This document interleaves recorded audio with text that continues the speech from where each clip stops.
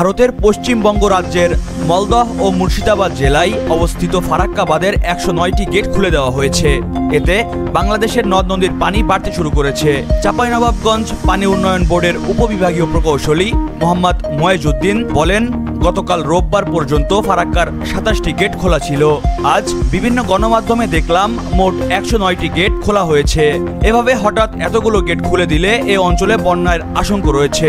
এদিন এই বাঁধ থেকে ছাড়া হয়েছে ১১ লাখ কিউসেক পানি। কর্তৃপক্ষের দাবি, পানি না ছাড়লে বাঁধের মারাত্মক ক্ষতি হতো। এ কারণে বাধ্য হয়ে এই বাঁধের মুখ খুলে দিতে হয়েছে। ফারাক্কা ব্যারেজের জেনারেল ম্যানেজার আরদেশ পান্ডে জানিয়েছেন, বিহার ও ঝাড়খণ্ডে বন্যা সৃষ্টি হওয়ায় গঙ্গা নদীর পানি স্তর বেড়ে গেছে। এর জন্য ফারাক্কার ব্যারেজের ১০৯টি গেট খুলে দেওয়া হয়েছে। পানি না ছাড়া হলে ব্যারেজ ক্ষতিগ্রস্ত হওয়ার আশঙ্কা রয়েছে। তিনি আরো বলেন, এই পানি ছাড়ার ফলে ফারাক্কার ব্যারেজের আশেপাশের গ্রামে পানি ঢুকছে, ফলে সেখানে বন্যা পরিস্থিতির সৃষ্টি হয়েছে। আমরা গোটা পরিস্থিতির উপর নজর রাখছি। মহিবুল্লাহ নাহিন, প্রহর 24।